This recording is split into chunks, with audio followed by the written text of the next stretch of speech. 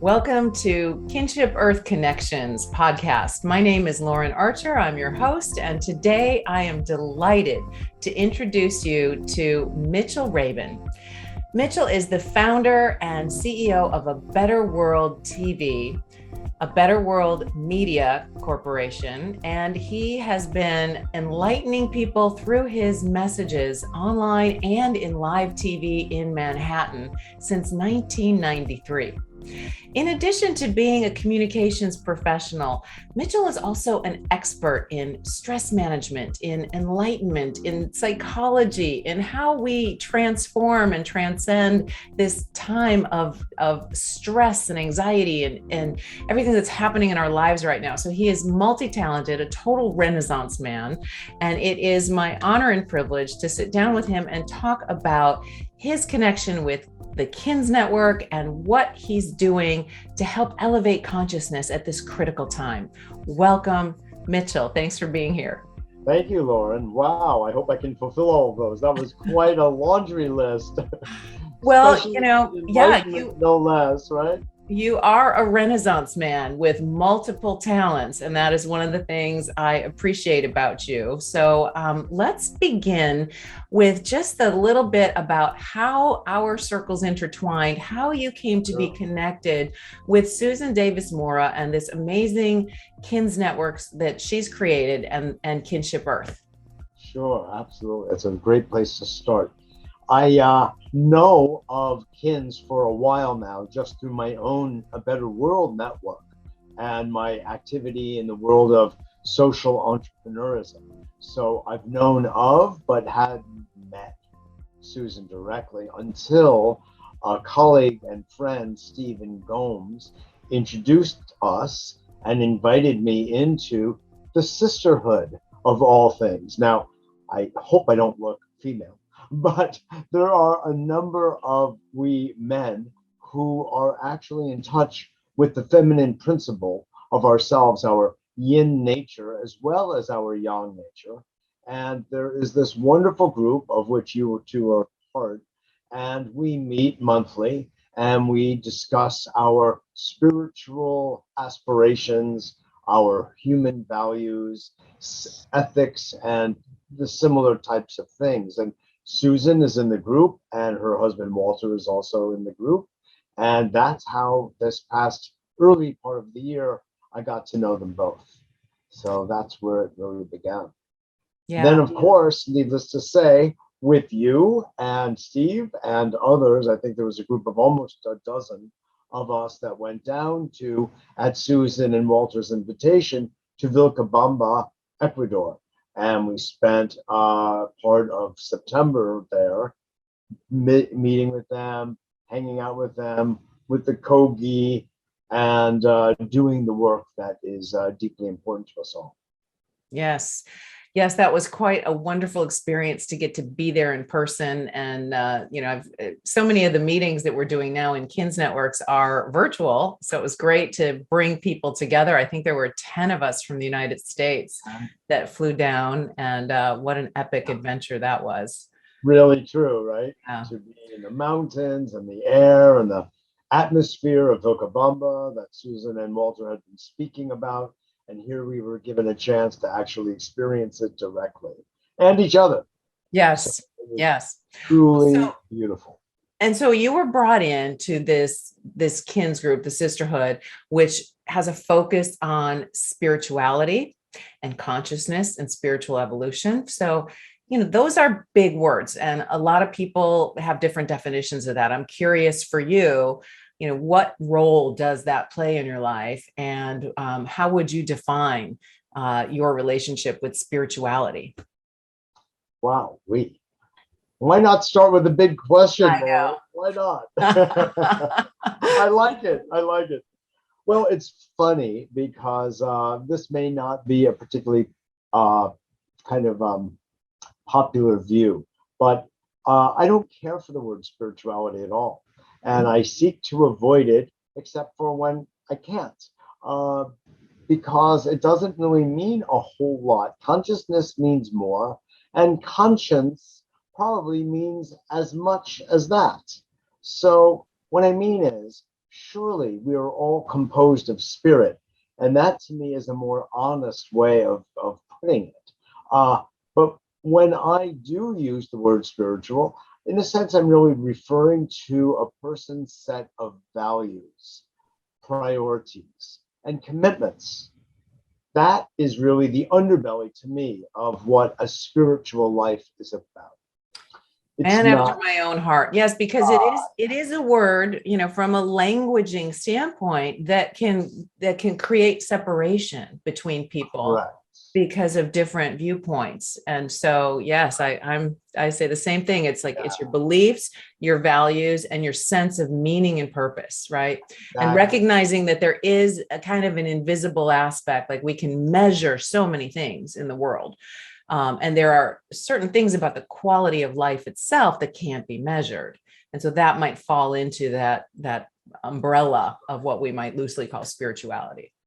that's a very beautiful way of putting it, and it very much meets with where I come from as well. Now, people confuse being spiritual with being religious, and I've been on the board of an interfaith seminary here in New York for years, and I've been teaching there as well. And it's a lot of fun because it was started by Rabbi Joseph Gelberman, who started the interfaith movement, which is about seeing the fundamental themes, motifs, archetypes, and values of all different world religions meeting at the crossroads and saying, hey, of course there are differences. There are usually cultural differences and some interpretive differences, but by and large, they're all about love and generosity and kindness. You could say some of the values of the KINS network itself, right? Which wouldn't surprise you or me. So I've been in that world, and I think religion can be just fine. Absolutely. And the reason it's fine is because it is embodying these spiritual, we call it, values. And everything is spiritual, as you were saying, because everything is really composed of spirit, which is this very refined nature of ourselves, and I think that's a fine way of that invisible quality you referred to before. I Yeah. think it's a beautiful way of putting it. In a practical way, I'm a Taurus, so I like practicality.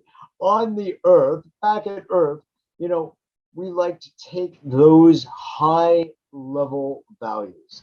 I call them high minded and big hearted values, and bring them into really the space of business.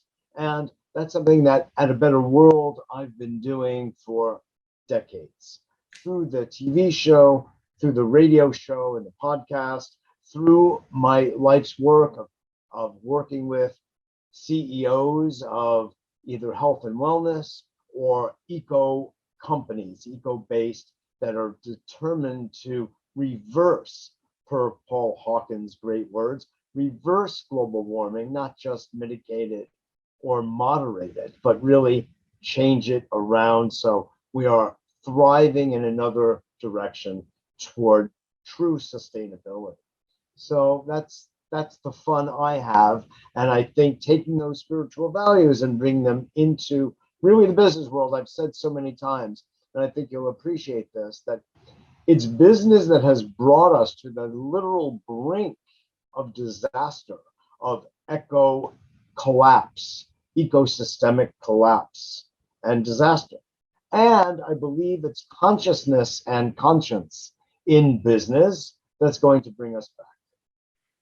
Wholeheartedly agree. That's one of the things I love about Susan's KINS principles is one of the principles is that a deal is a good deal when it is good for all concerned, including Mother Earth. And that is a value, right? Starting with that as a value, recognizing that what we do, if we make sure that it is good for all concerned, including the planet, that's going to be the highest value, and getting that message out there. And you have been actively getting the message out there for many, many years.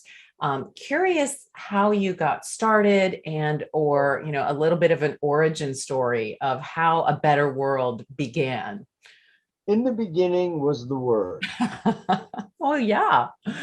Love it. But just parenthetically to what you were just saying about kins and the Yeah. principles is also the motto of the Green Party, which is people and planet before profit.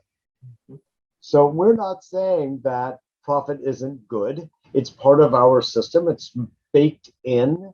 We haven't found a way around it yet, at least.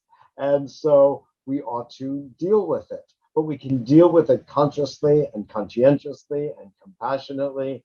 And I like to say to develop a principle of moderate profit, which I've written about and I've spoken to and about in countless interviews and shows that I've done. So we can get to that later.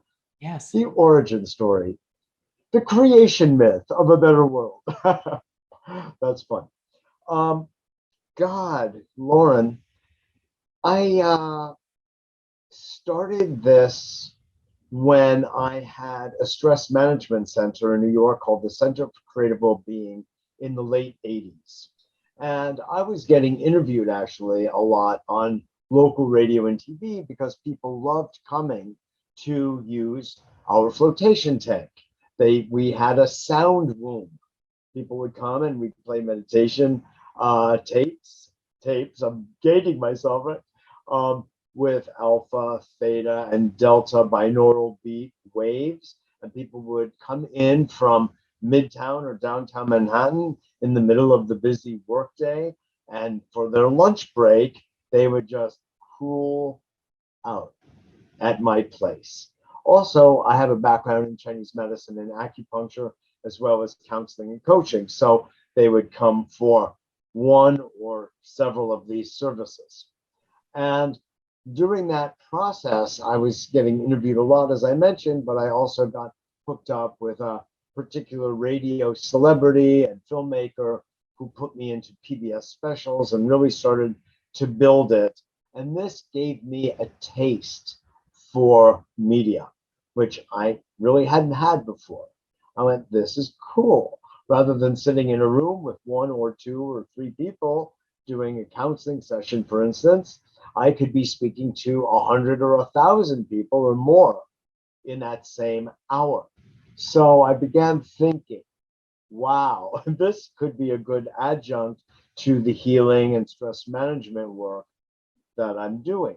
So that's how in 1993, I connected the dots and I jumped into community cable TV in Manhattan, and then followed by years and years on the radio. So I've been doing both literally ever since March of 1993 in Manhattan. So that was sort of how that began. And I came up with the name A Better World because I thought so much of what I have had to say over the years has been somewhat controversial, being sort of a progressive, out of the box thinker that I am. And I thought, what is a common denominator that everyone agrees with, even if they may not agree on what that looks like? And that is, everyone wants a better world. And anything you listen to anywhere at the United Nations, in presidential speeches, in corporate boardrooms, everyone is saying that phrase. How can we create a better world? So voila, that is sort of really the way that began.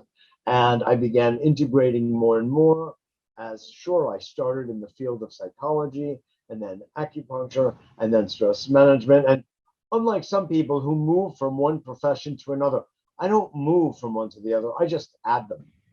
And so maybe that's where the Renaissance man idea may emerge, because to me, as a holistic thinker, a systems thinker, and I know this is also one of the underlying principles in KINS, which I so appreciate about it, and Susan's thinking, of course, and all of ours, is that there's an interconnectedness of all things that's in nature. And so we humans need to think along that same natural way. And that's, of course, what we call biomimicry. So we don't have to mimic nature in a sense because we are nature. And to be our full nature is to act according to the way trees grow and flowers blossom. That may sound funny, but in fact, that's just the truth. So, excuse me 1 second. Wrong number. Okay, awesome. Well, so So, that brings up a does little that give you some idea of the nature of it?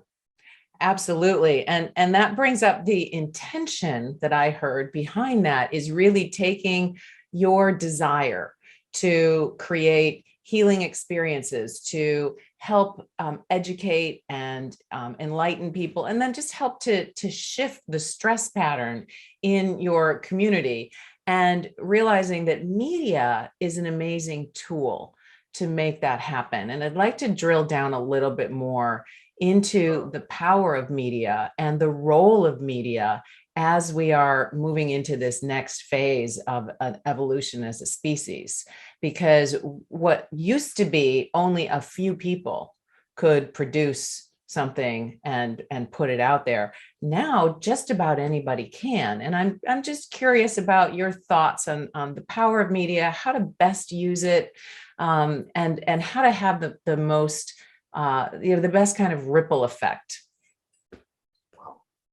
Good question.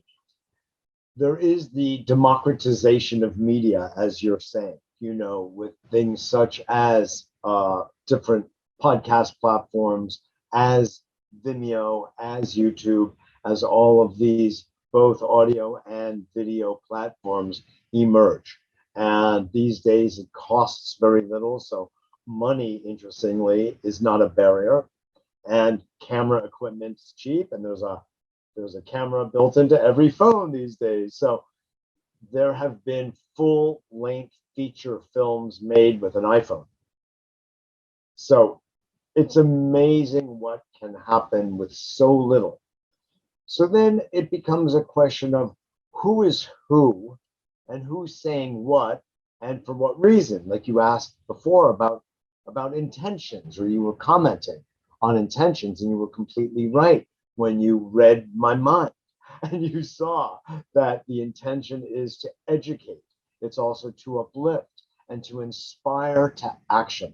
So a lot of what I call my work is actually it's sacred activity, and I refer to it by and large, Lauren, as sacred stewardship. It's this place where we go inside and we relate to the world outside, both nature and the planet, Mother Earth, Pachamama, as well as human society. It's all truly one beautifully knit tapestry. And media comes into this picture because what we say is so important, and the way we say it is so important, and our nonverbal communications are so important. So when we put all of that into a video like this, then we want to be as super conscious as we can be about what it is we're broadcasting, so we can have the effect that we intend, and we ultimately realize a desired outcome to what it is we're doing. Now, is that easy? No, I don't think it is. But I think that the cream will rise to the top. And while I'm happy that it's democratized on one hand, education and intention and values and commitment, again, I feel are those things that rise to the top. And that's what will distinguish a show like what you're doing now with Kinship Earth, what I'm doing, if I may say, with A Better World, radio and TV and media, are shows and broadcasts that, because they come from the heart, because there's also an educated mind about how to utilize media, we can have a greater effect. The fact that it is coming so much generated from the heart, and that's a vibration, literally a frequency that gets broadcast as well, then we're talking a different level of language and a different level of communication. And you and I both know about the work of the Institute of Heart Math and the idea of heart coherence And we know that when we walk into a room, and everybody knows this, when you walk into a room, people can feel your heart first because it broadcasts out some 30 some odd feet. So before a word is spoken with the mouth or through the head, people are feeling the heart, unless the heart is closed. But in your broadcasts, and may I say in mine, we're leading with the heart. Oh, our mind is there. Oh, yeah. Someone has to make bad jokes. But, you know, it's the heart that people feel, and it's the heart to which people respond. So that would be a way that I would say to you in answering your question, how our media will become principally important as the democratization continues on, as well it should. And there are people who want to learn how to fix a radio or a computer. That's very important mechanical information as well. So I'm not speaking poorly about other types of communication. I think they're fantastic. And everybody goes to a place like YouTube for a how-to manual, or to Google for that matter, right? So that is all good. But the work that you're doing with the KINS Network and what I'm doing with A Better Worlds Network is just sort of its own level, and everyone has a role to play in each of the levels of our beautiful planet and life. So that's my answer. I love it. I love it. You answered what was going to be my next question, and that would be for people who want to take advantage of media, who want to either get their own message out there or, help to create a program kind of like this and help promote other people. What would your advice be? But the number one thing that I took away from that was come from the heart. Yeah. Yeah. It's sort of an inside job. So Yeah. outside, externally, anybody could go and, Google or DuckDuckGo or check out what's available in terms of platforms. That's kind of a mechanical operation. There are lots of them out there, and we at A Better World use several, and I'm sure you will be as well with your uptick of activity in the media world. And the communication, as we're both kind of nodding about, is when we come from the heart, it's a certain level of communication that empowers people to be great, to make a difference in the world, towards social impact, towards environmental impact. And that's what we're looking for. I think it's also important as social entrepreneurs to say that not only are we visionary with a heart, but it's also good to generate the energy needed to operate in this world, which is money. Money's not a bad word. Money is a necessary part of our world. And until we shift gears, if we do at all, we better generate it from what we do. So that's why I like the phrase that also comes from the sources, the wisdom traditions that you and I so appreciate, is do good and do well, i.e., follow your heart and you will prosper. Right. Provide a valuable I think service. that's a really important thing. Agreed. You mentioned money and economics, and we are really entering a very interesting time in human history. And probably if you're watching this, you are a kindred spirit. You're in alignment. But many of us, I think, myself, I know, and many people in the KINS network, we feel like we were born for this moment, right? To be here to kind of help shepherd this really rocky time and this next wave of evolution that is coming forth.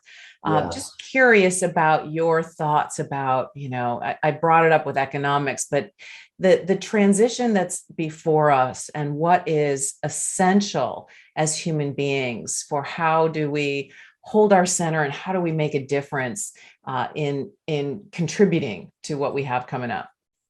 Wow. Okay.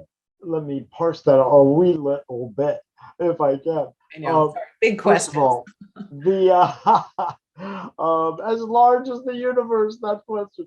Um, I underneath it is just a lot of good material for discussion, and I really acknowledge you for bringing it up in such a frame.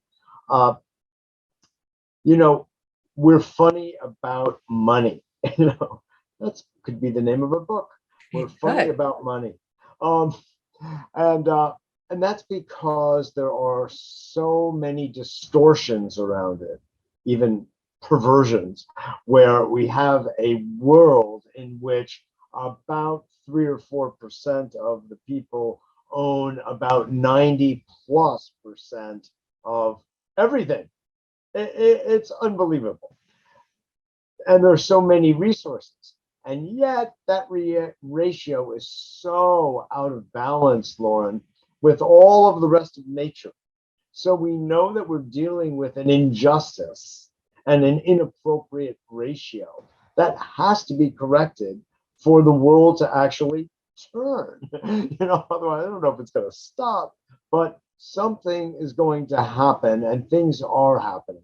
And that's kind of the rumbling of people waking up to the reality of the injustice. I think that's something that needs to be addressed, as well as to the increasing potential for prosperity for all. There's also a democratization taking place in that space of economics as well. That is incredible. So you and I know, for instance, of the cryptocurrency seeds, which is all about creating a sustainable and regenerative economy. And if we have that, we can really live. We will be reversing the carbon footprint, reversing global warming, while living a life that is sustainable. How cool. And can there be money made, so to speak, profit in that space? Yeah, there is. There's not a killing that can be made. And I never believe in making a killing because people get killed. Literally. Not healthy. Yeah. Literally. Whereas if what like we have, at least at this moment in seeds, there is a ceiling to the value of a seed. And while it's sold at one point, it can be bought at one point, there's a ceiling. So you can definitely make a margin, as we say, but it's got a built-in limit. So you could say it's moderated, and that allows for more spreading across the planet. And that's in fact what's happening. Then there's the other big cryptocurrency, Anatha, which is designed for ending global poverty. What an incredible idea. This fellow who designed it is a mathematician who grew up on the streets of Bangkok, to a woman who was a prostitute, who made her money on the streets in the back alleys of Bangkok. And that's where he grew up. And she earned enough to send him to a high level school. I think it was an Ivy League. And he became a crypto billionaire, as they're called. And he's dedicated his life to the use of cryptocurrency for the democratization of money and ending world poverty within the structure of what he's got going. So there are these incredibly enormous ideas, Lauren, that are emerging that allow for the democratization, as we talked about before, of media and the democratization of money. So that means everybody can really begin to generate in very innovative, creative ways, not just from the labor of their hands or their minds for that matter. There are ways that it's beginning to happen. People, I think, are also realizing that money is basically a belief system. So there's not much behind it except for a belief and our faith that it's worth something. All very interesting ideas, and part of this turn in the evolutionary wheel that you were referring to, and all part and parcel of this new Aquarian age, is that it? That we're really emerging into. So it's very exciting. It's lots of fun. And I think we just have to hold on because there are many counter forces as well of people who want to preserve the status quo, of people who are seeking to profit at any expense of people. That's why the idea of people and planet before profit is literally, it's sacred. And that's how I think that we need to hold it, you know? Yeah, I agree. I agree. So in your work, one of the things, just doing a quick time check. There we go. Sure. In your work, you have interviewed what, thousands now? Have we gotten into the thousands? Yeah. And so you are one of the most hopeful people that I have met and talked with. And I would imagine part of it is because you're in there Yeah. talking with people who have dedicated their lives, their time, their talent, their energies to these kinds of values of putting planet over profit and of, building trust and establishing value and many of the Kin's principles. So I want to just open the floor to have you share either some fun memories or some of your favorite interviews, or something about how you are continually inspired by the people that you have the privilege of shining the spotlight on. Wow, you have an extra couple of hours? Yeah, I know. I just interviewed, let me say, Susan Davis and Walter Moore. Okay. And that was a ball, and that will be on our website, very, very soon. Um, I interviewed recently Elizabeth Saturas, who is an evolutionary biologist in Hawaii, who I kind of refer to as the yin counterpart to my dear friend, cellular biologist Bruce Lipton. And of course, they're very, very good friends. And they understand the underpinnings of biology, esoteric biology, quantum biology. There is a fine understanding, fine tuned of the quality of life and vitality that most people just don't get. So I've interviewed Bruce a dozen or two times. I interview him usually once a year. We've become very good friends. Elizabeth is just a special Wonder Woman. I've interviewed Barbara Marx Hubbard several times. I've interviewed Hazel Henderson a number of times, a futurist, green economist. Jean Houston, I've interviewed a number of times in her living room in Ashland, Oregon, as well as online through Zoom and the like. These are some of my favorites, And but those I've are all my interviewed. heroes. They're my heroes. It's like making them celebrities to me is what we Yes, need to do. exactly. They are celebrities in our world, right? Yes, yes. Absolutely, absolutely. It's so true. Dean Radin of IONS, Institute for Noetic Sciences. I love him. I've interviewed some people at HeartMath as well many years ago.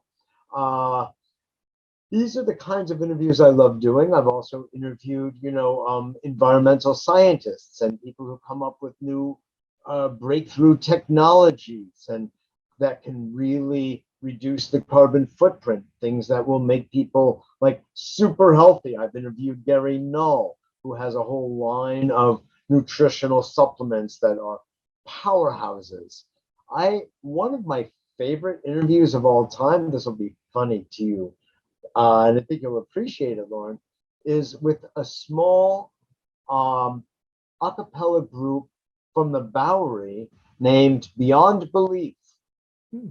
And they were four black guys that had been down and out on the Bowery, drinking and drugging and homeless and living sometimes under bridges with a shopping cart was all they ever had. I mean, really completely down and out. And they ended up the Bowery Mission down on the Bowery, the famous Bowery Mission, and they got cleaned up and they embraced, in this case, a religious slash spiritual perspective, which lifted them up. Each of them happens to be an amazing singer with beautiful voices, and they formed a small group after they stopped drinking and drugging and all of that called Beyond Belief. And through one connection or another of mine, they came to me. Someone wrote them up in a book, and they tour around the New York, New Jersey, Connecticut area to high schools and lecture the kids and perform and give the message of stay away from drugs, stay away from alcohol, stay away from addictions, and grow yourself. Appreciate what you've got, because it doesn't take much to slip into another darker space. And they were here to broadcast that message. So, what can I tell you? I had them on. They sang. We just kveld, as we say in Yiddish, meaning we're just like our bodies are all goosebumps, the goosebump experience, and it's just so beautiful. So on the other end of the spectrum, so to speak, that was also one of my favorite interviews.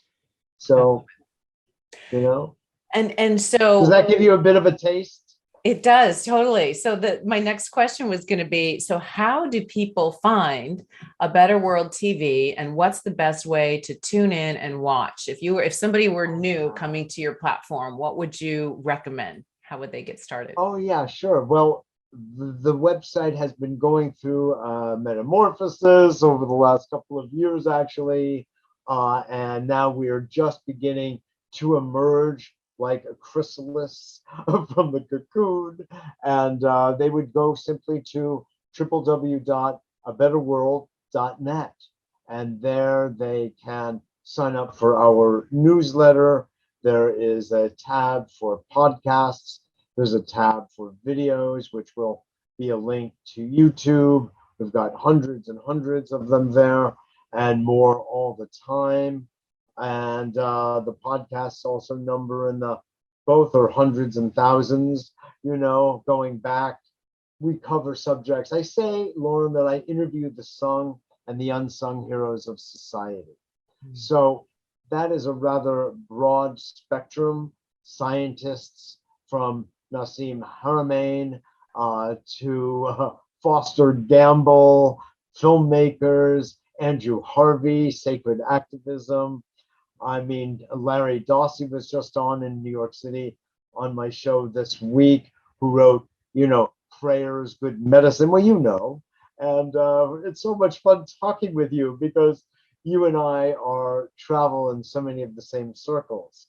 Gene Houston I've mentioned earlier, and these are the kinds of people that I interview, as well as politicians. I've had on Marianne Williamson when she was running both for representative in California for the House of Representatives, as well as when she was running for president. I interviewed Dennis Kucinich when he was running for president. I've interviewed Rocky Anderson, former mayor of Salt Lake City, when he was running for president in the Justice Party. I mean, it just goes. So I don't shy away. I interviewed John Hagelin of the Natural Law Party from Maharishi Mahesh University. Oh, John Hagelin's work is amazing. Yeah. Amazing. I've interviewed spiritual teachers of all stripes from India, China, Tibet, Cambodia. I love it. And you're a nonprofit foundation, correct? Yes. So we do accept donations. Sure enough. Yep. Yeah. So what I would say to people listening is, if you want to be inspired, if you want to be more educated about people that are actively taking action in the world with their gifts, their talents, and doing their best to make a difference, and just hearing those stories, hearing the interviews with Mitchell, that will uplift you, because you'll have an increased faith in humanity, that there are so many people out there that are doing such incredible work. And I think we can lose sight of that when we watch the mainstream news, and I'm not bashing mainstream news. There is a place for that. And they're not telling these stories. And so for me, being able to hear the stories of the people that are doing the real work, and then you may be inspired to want to participate on some level, right? I thank you for that, Lauren, but I do want to say, and I'd like to actually make a contrast between what we're doing and mainstream media. And I actually think it's very important because one of the primary values that we have is people and planet before profit, as we keep reiterating. And that's what KINS is about, and that's what A Better World is about, and that's what Hazel Henderson's Ethical Markets is about. Wherever you go, our larger community, which is rather vast, believes that as a core principle. Well, it really should be said, and I'm saying this to help wake people up about mainstream media, because it's also toxic. Like you were implying, that if you go there, you could end up rather depressed by what you're hearing. But if you come to us, you won't be. And I'm suggesting that saying this because mainstream media is run purely by money. It's all profit motive generated. They are paid, the newscasters and all are paid millions of dollars every year for sitting there and spewing out commercial information that's not necessarily accurate.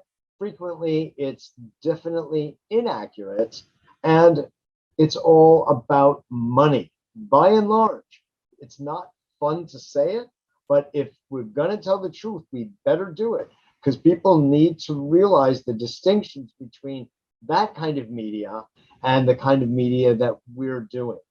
Because while, of course, we like making money and we need money to sustain, that's not the goal of what it is we do. Very important point. Yes, great distinction. I appreciate that. And I think the belief system that underlies our kind of media and the principles that many of us follow is that we are all connected, right?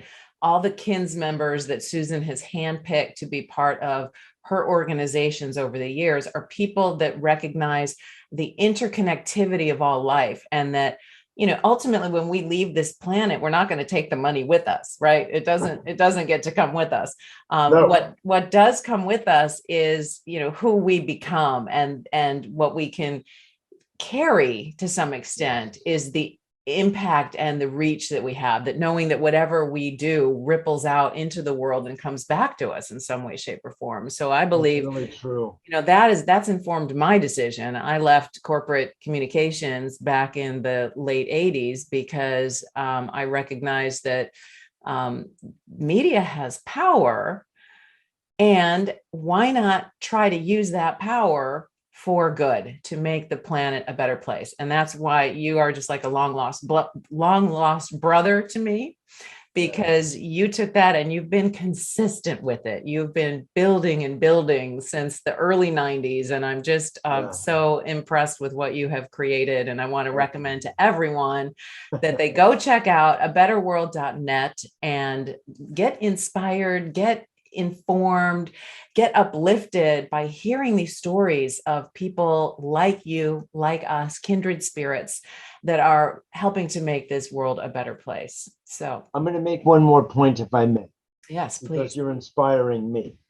And that is, one of my other favorite interviews is with Paul Hawken, who has written so many books, one of which is seminal, well, many are. The Ecology of Commerce, through which he maps out how doing things right environmentally makes more profit. It actually generates more by doing it right and not getting fines and penalties and cleaning up toxic waste and on and on and on. And it's a brilliant case.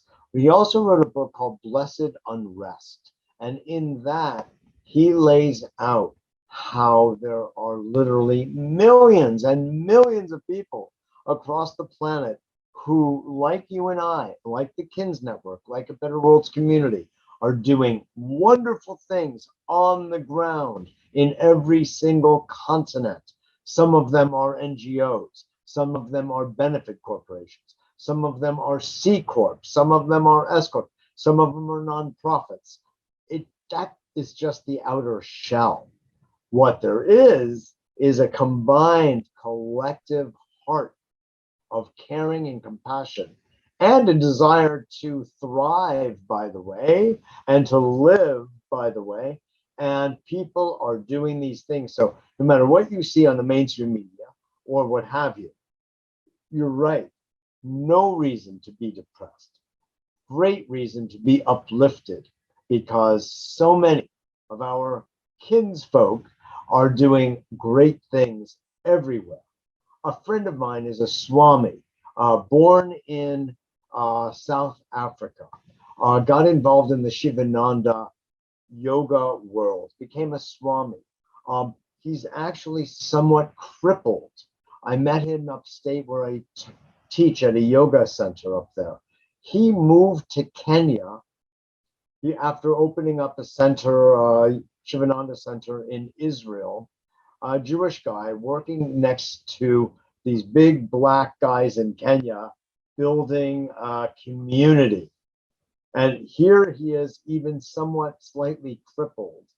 And in the dirt, building and moving rocks and boulders and everything else in order to create community and livelihood for people who were otherwise malnourished, food insecure, uneducated, and the like. And he, with others, Swami Padma, is turning this around. I mean, that's just one small example of literally millions.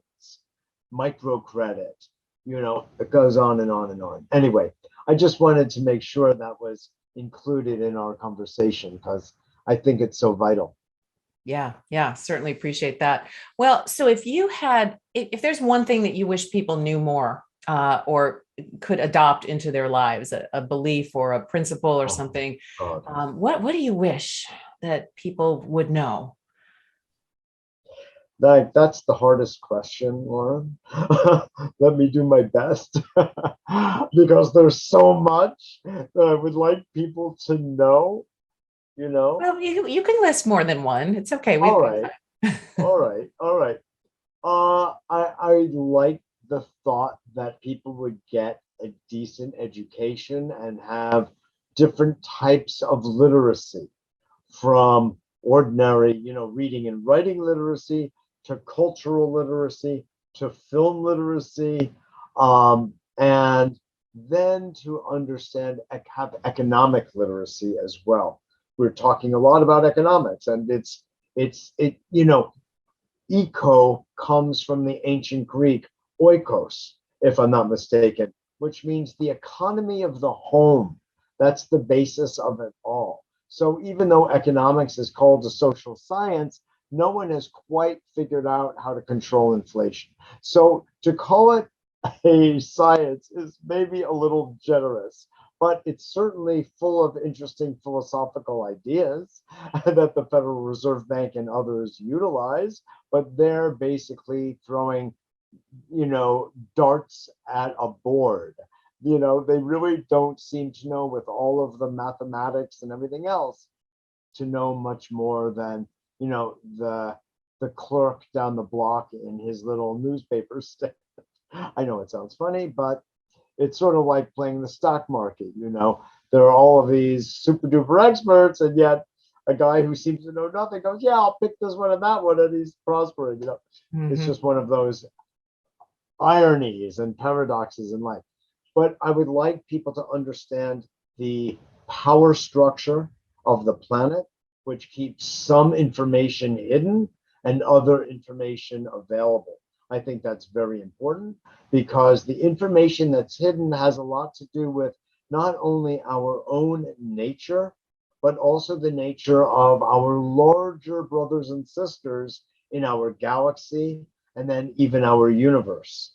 And there's more and more coming out these days, including from the Pentagon, about the fact that we really do have brothers and sisters, other sentient intelligence throughout the universe that looks like it's a whole lot more intelligent than us. And that kind of humility, I think, is a very healthy thing.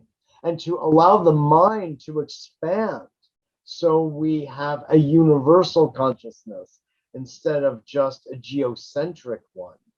a universal identity, if you will, I feel will help to develop our neural network in a way where we can actually become sensitized to, well, we're always talking about communication on subtler levels. Now, this may sound really far out because it is. And it shows how much of a little world we've been occupying and thinking inside of. And I think it's time, as part of this evolutionary movement that you referred to earlier, is needed. We need this level of expansiveness inside ourselves to recognize the larger world outside ourselves. Makes sense. I think one of the things that I wish people knew more is how interconnected we all are, how interconnected we are with life itself. Absolutely. And so what you're speaking to is a shift in our consciousness as tribal. And here we are on this planet, and us versus them, and this versus that. And it's like, wait a minute. Exactly. we're all earthlings. And we're all interrelated and interconnected, and there is a universe of potential out there. Yes, I've seen the new telescope and some of the research that they're employing and enabling us to see further out into the distance and look at the and time and going back in time. Yes. And so, how does that information inform us as individuals, as a collective, as a species, and how might that change and adjust our behavior and how we treat our planet? Exactly. And each other. Exactly.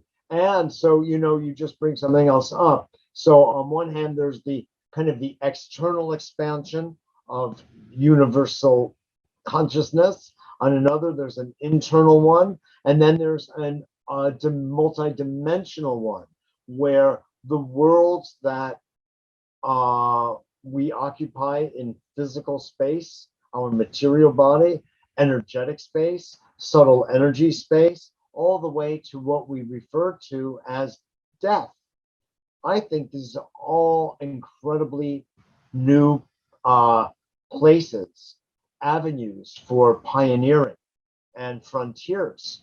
And I think that there's a lot of information about all of this that is not disclosed, and we need to know more.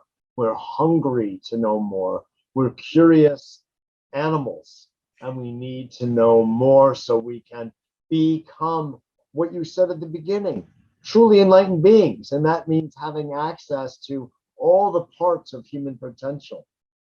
Yeah, I agree with your statement that we're hungry to know more. And I've forgotten the exact quote, but Pierre Teilhard de Chardin said something like there's an almost sensual longing to connect with kindred spirits in this kind of study. I'll find that quote and include it. But I do believe that the sadness and the depression and the emptiness that so many people are experiencing in the world is that lack of connection, that lack of understanding. One of the things that I heard and use in my teachings, and I'm not going to take credit for it, but it's that your inner world extends as far inside of you as the universe extends outwardly, right? And so talk about, a mind flip, space, time, dimensionality, all these different things. But there is so much that is not addressed. And so A Better World TV and some of the writings that you've done, the interviews that you've done, explores these kinds of topics in a way that provides information. What I think is really valuable about that too, by the way, I'm a slow reader and I'm so curious, and there's like so many books and I don't have time to get through them all, but I can listen to A Better World TV and I can tune into your podcast and listen to these interviews and get a taste of what some of these leaders and authors and experts are doing. And then that helps me to be more informed. So I really want to honor the work that you're doing. It's so important. Thank you, Lauren. So appreciate it. And it's also an honor to be your first guest on the KINS Radio Podcast Network. This is a true honor, and I so appreciate being invited. Yeah, I'm allowing the KINS principle of we sit at the table of unknowing and allow the universe to co-create with us for the highest good of all concerned. I'm allowing that principle to be my North Guiding light. Star, my guiding light, yes, through this, because I certainly don't know where all this is going to go, but it's such an honor to sit at the table with you. And do you have a call to action for our listeners? What would you want people to do to follow up with you? Wow. Well, at this point, I really think that people need to be in touch with their heart. I really spoke about kind of the different levels of education I really think people should have. Some of it is large and universal and celestial, and some of it is really grounded on the horizontal plane of understanding the power brokerage on the planet so we can negotiate and rise up together, because we need to do that.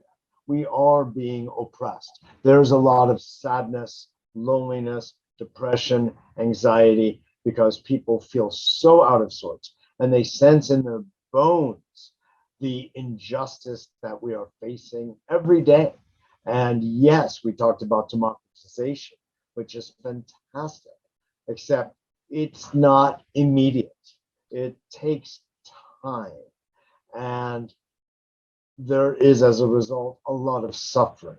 So for people to wake up and start to follow their heart and listen and not be afraid and overcome fear and overcome, by the way, the idea of conformity. There is a powerful psychic urge to conform and not think for oneself. And I think it is critically important that people own themselves and own their own mind. We're all part of a morphogenetic field.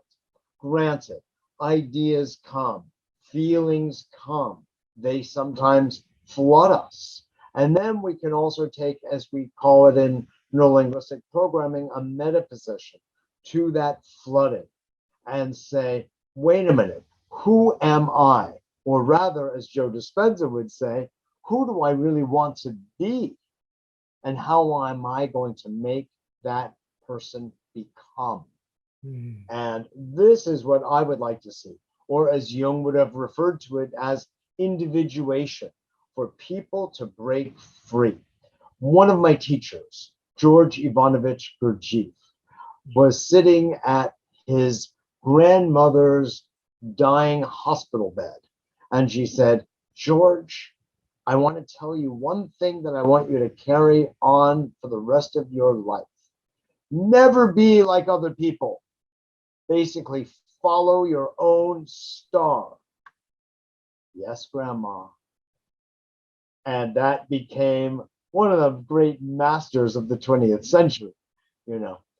Great Anyway, I'm story. just I love that. using Yes. that as an example. And I find that the tendency toward conformity, which, by the way, is also leading to a heap of trouble on social media among teenagers who feel they have to wear a certain kind of clothing or a certain kind of lipstick or whatever it is, and then they're competing, and all of this stuff is going on. Whereas if we had danced to a different drum beat, and people are instructed to be different the way nature is, talk about biomimicry.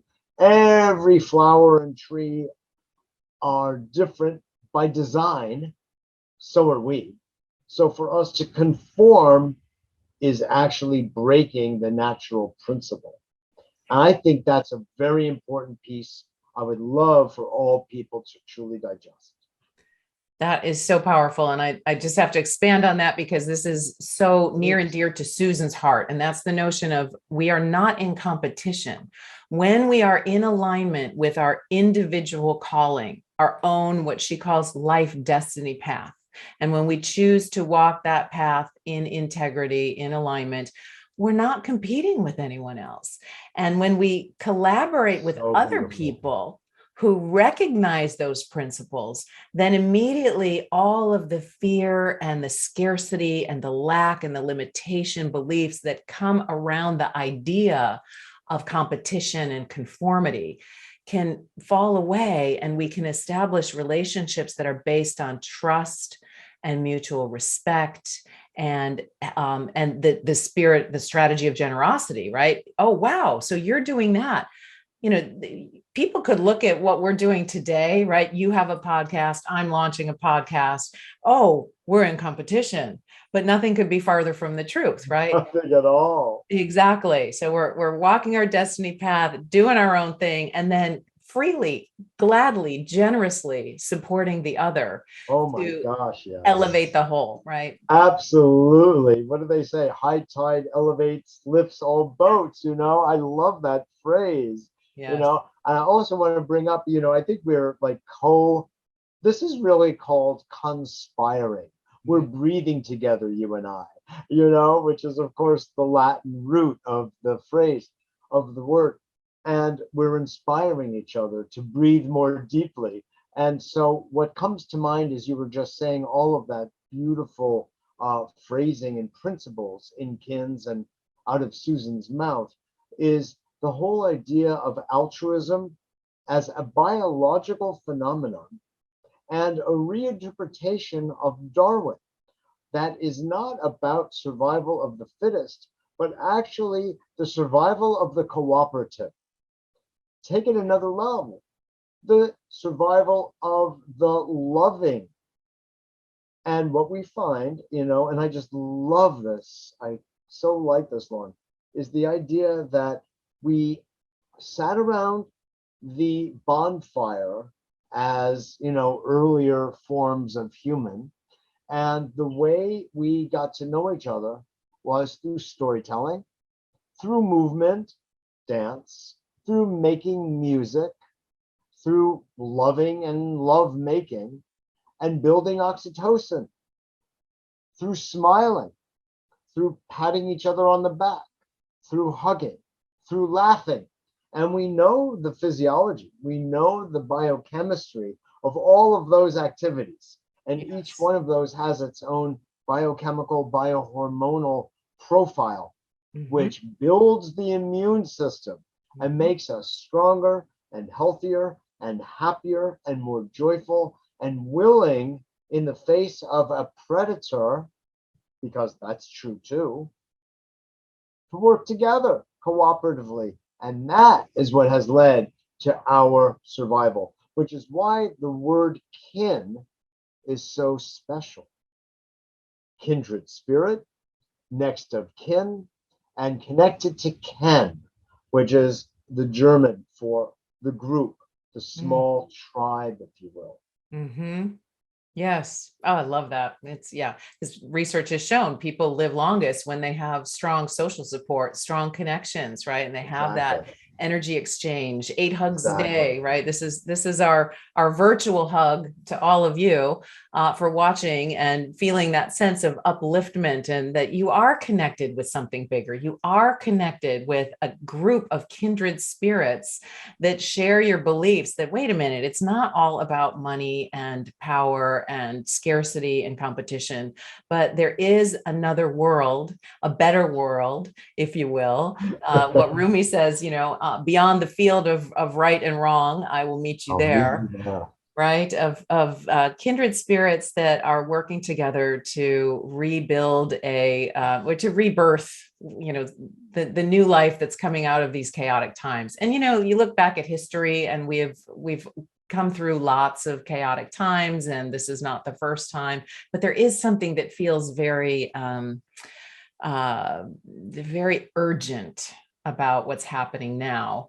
And I think it's because I agree. We're hitting that. We're hitting the wall. I mean, and with the climate, we're hitting the edge of what we can delay into the future, and action must be taken now. And so I think people are feeling that on a lot of levels. So yeah, I'm glad that you have been producing such incredible work for so many years with featuring the leading experts that have solutions. I mean, solutions are out there. They really are. Yeah. We call ourselves solutionaries. Oh, I love that. I love that. Solutionaries. Brilliant. Brilliant. All right. Well, thank you so much for your valuable time, for being willing to share some of your ideas, your work, what you've been working on. Do you have any closing thoughts you'd like to leave with our viewers and listeners? Yet another. Well, I think we've covered some really nice ground here. I think the idea of individuation and people being courageous enough to recognize what's in their own heart and follow it, listen to it, not seek to conform. Being an entrepreneur, by the way, I mean, you kind of were leading me into this a little bit earlier when asking about the origin story of a better world. You know, I had to make a choice early on because this doesn't generate money. And I live in Manhattan in New York City. And I wasn't able to exchange my podcasts for rent. So I had to make some hard decisions about what I was going to do and what my own value system was. Was I going to continue doing what I felt in my heart and figure out a way to monetize and generate a livelihood from it? Or was I going to conform and find a job and receive a salary and assure myself the certainty for a while through that? And I decided the former, not the latter. I was going to go for it. And I said, I'm going to make it work. And lo and behold, I have, with God's grace, made it work. And it's not, I tell people all the time, I'm so spiritually wealthy. And someday I'll even have some money. I love it. So, but Well, I'm being playful, but I'm saying that there is a way. It can happen when people do it. And we have stories across the planet of people truly following what they feel is their calling. Voco in Latin is calling, the beginning of the word vocation. And when people do that, they emerge victorious because they're being paid on what we also love talking about is multiple bottom lines. They're being paid in money, the currency of our planet, and they're being paid spiritually, to come full circle, in their heart, the gift of generosity, of giving back to our brothers and sisters. So yes. And it takes courage to be willing to make that decision for yourself. But once that decision is made, it opens the floodgates, I think, of the heart to allow all that creativity of what your true calling is to come forth.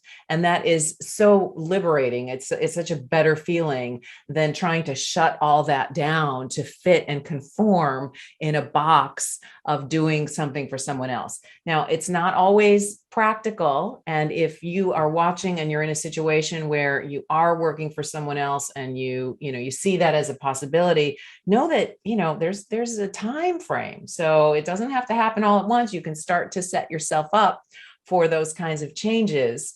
And that's a very important point that I counsel people all the time is follow your heart. However, if you can't pay your rent by following your heart the next month, keep that job, keep your day job and then cultivate this. I'm so glad you brought this up. Yes. We don't want people leaping into the future, right. Unarmed, so to speak, Be smart about this. Yes. Be in touch with that vibration that's most tender and calling you while, minding the store, so to speak. And then you get to a point of transition. Mm-hmm. Yes. I think like tiptoeing out to the end of the diving board, yes. with care. Yes. Yes. I think it's an inner commitment, the inner commitment that you're going to find a way, even if you don't know what that way is, and allow time to pass as it will, doing what you have to do in the meantime to get there. And and I really trust. agree with that very much. And connect with a network, connect with a like a KINS network, or there's plenty of Yes, networks out there where you can exactly. get guidance and connection and leadership from others and ideas and ways that you can plug in. Absolutely. And you and I keep feeding each other here. So I'm thinking of another sort of motif that I really like to say to people as well, which is um, do what you love, but also love what you do. Oh, that So, is so important energetically. right. Yes. And that means that if you are happy in your own skin, if you have come to a level of your own sense of self and well-being, you can be, a janitor and be a smiling, happy, singing janitor. There's nothing wrong with that at all. No, to the contrary. If we didn't have people who are willing to do that job, we'd be in trouble as a society. Mhm. Everyone has their role, and each role is sacred and dignified. It's up to us to dignify it, both ourselves for the work we do, and then others in looking through and looking in. So true. And the gratitude and the appreciation for your current situation, Exactly. economically, spiritually, energetically, however you want to call it. When you come from that Yeah. place of gratitude for what you have, that opens the door for the next step to come along. But when you are not in gratitude, if you are in a spirit of complaining or judging or feeling less than or insufficient, it's as if you're closing the door, closing the floodgates Really to true. whatever's next. So yeah, it's really important. I this is going on, I know, but it's just so much fun talking with you. So I'll share one other little story. Please. I in college, I spent a year abroad in France. And I remember I spent the second semester in Paris. And walking down the street, I saw construction workers. And where I grew up in hoity toity Connecticut, uh, you know, there were white collar workers, which were my friends, the kind of corporate elite, their parents, I should say. And then there were blue collar, and I had friends everywhere, so it was no big deal for me. But I also imbibed the attitudes that one was higher and one was lower, which I never liked, I never embraced, but come on, it's It was everywhere. cultural, right? That's what It's people believed. cultural. Yes, yes. It's the unintended reality, perhaps, and but it's in the background listening, if you will, a phrase Werner Erhard uses to help us understand what's in front of our eyes. So when I was walking down the street, I remember as a student in Paris, when I was 20 years old, seeing construction workers that were mainly Arabs wearing sport jackets with a jackhammer. Wow.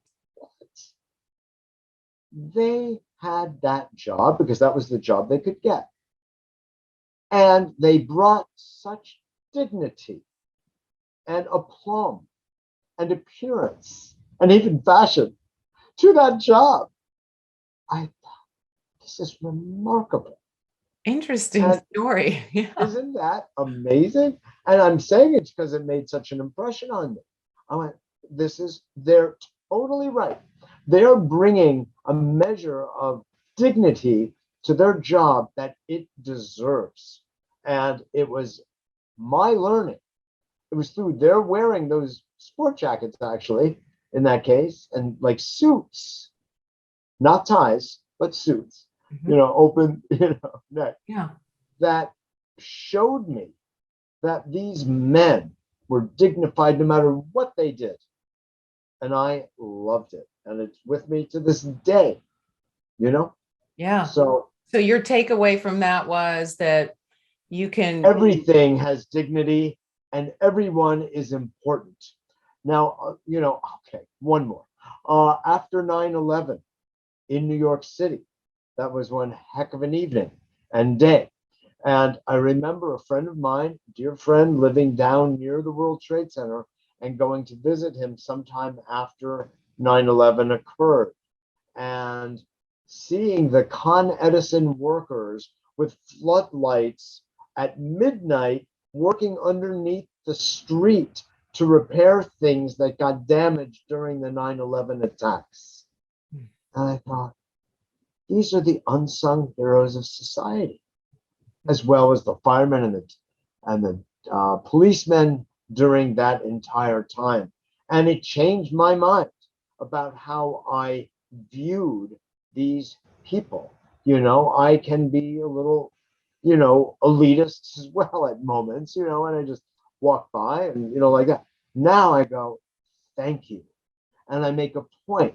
And this is another thing I'd love to broadcast to people, to have them bring that into themselves, of saying thank you to everyone in every realm of society. They're all important. Yeah. It's not just, it's everyone. We need the brain and we need the brawn.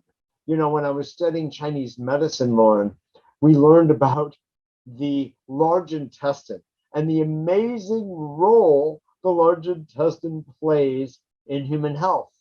And if the large intestine is not working very well, boy, does health go away fast. And I thought about that relative to sanitation workers, in New York City and elsewhere, of course. But I thought, when there's a strike of sanitation workers, this place gets dirty and smelly real fast. And I went, they are playing the role in the body of the large intestine in society. I should be grateful that these men and women get up every morning at whatever 4 a.m. and agree to do this incredibly important job. I think it's fantastic. Yeah, agreed.